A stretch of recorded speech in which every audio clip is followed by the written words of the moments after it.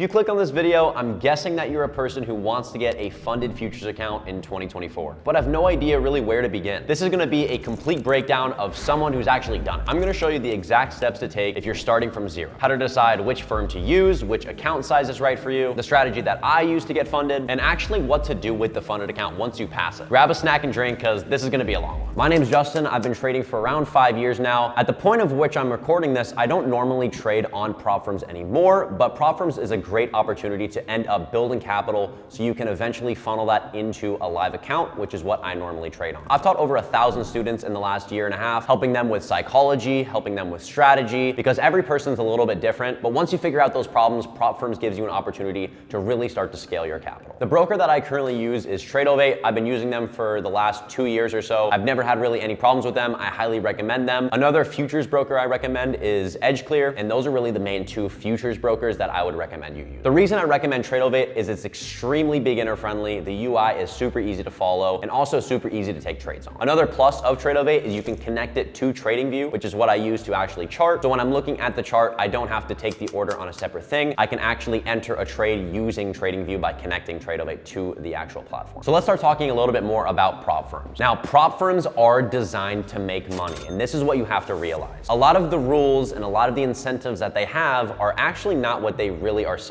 They'll apply trailing drawdowns and other rules that don't really fit what a good trader should be doing. They want you to over leverage, they want you to overscale, and that's why they let you trade with higher size. Some of these prop firms will let you pass in a day because they want you to do that, because they end up making more money if you fail those challenges. Another thing you have to recognize, you might pass a funded account by YOLOing a couple trades, but by the time you actually get funded, all of the bad habits that you've been building with actually trading that evaluation is gonna roll over, and you're gonna end up blowing that account anyway. So recognize that the habits that you're building in the evaluation phase is extremely important. Do not get blindsided and boost yourself up by saying, oh, let's go, I passed an account, when really you haven't gotten a payout yet. So don't put yourself on a pedestal yet. We wanna be focused on the process here and take it slow. Let's talk a little bit more about whether you should be trading more aggressively or more conservative as well with these challenges. Now, me personally, it depends on the actual prop firm and it depends on the rules. Some of these prop firms have something which is a trailing drawdown, which means when you're in a trade, you're actually being tracked on your unrealized gain, which is something that is honestly setting you up for failure. And this is something that you wanna keep in account depending on the prop firm and the rules that you're actually using. So if it's a prop firm that has trailing drawdowns, a lot of the time I like to be more aggressive with the account and pass it sooner rather than later, because if you end up taking it more slow, the trailing drawdown will end up catching up to you and you'll have to pay another initiation fee at the end of the month if you don't end up passing. So again, like I said, these prop firms are setting you up to build bad habits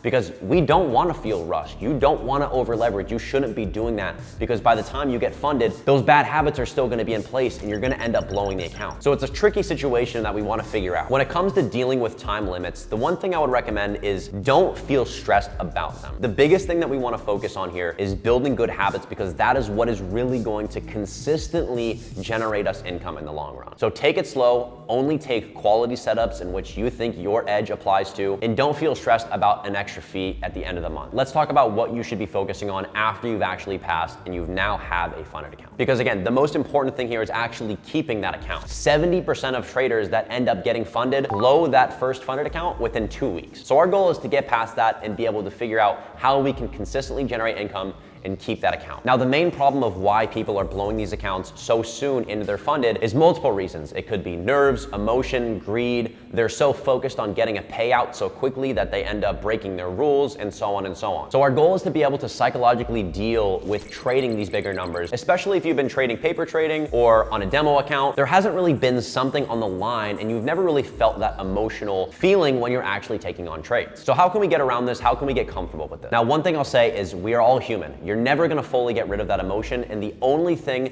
that is really going to make you overcome anxiety, overcome fear, overcome greed is simply experience, and I will not lie to you when it comes to that. It is doing the same thing over and over and over again. It just becomes the same thing day in and day out. It's nothing special. I've gotten to a point with my trading where even if I scale up, even if I'm sizing up, it is the exact same thing for the last 5 years. And and the emotion starts to dial down because you're so used to it. Now, this was not always the case. I used to be extremely emotional. I've blown many accounts in the past, but you have to experience that to really understand what that feeling feels like to be able to then fix it and overcome it in the future. Now, your main focus when you're actually trading these accounts is you have to be focused on the actual rules of the prop firm. How are they setting you up for success? How are they setting you up for failure? One thing is if they have a trailing drawdown, you might have to take profits earlier than what you normally would be doing, because if the profit ends up going up and then back down, you're still unrealized on that stop loss. Another thing too is if they have a max win daily, which means you can only win a certain percentage of your profit target that day, you want to recognize that you should be trading probably lower size and being more scalable in that sense. When it comes to risk and when it comes to putting on these trades, one thing I recommend is always start small, right? Your goal is to get comfortable with trading these accounts. The reason why so many people blow up is they immediately jump into it, they're focused on getting a payout, and they don't even build a cushion first. They don't get comfortable, and by the time they actually start putting on trades, they make irrational decisions, and as soon as you know it, the account's already gone. They never even got a chance to really even do anything. Prop firms are a cheat code. It is the best way to start building capital. You can easily make at least $10,000 a month from prop firms that you can start funneling into your live account,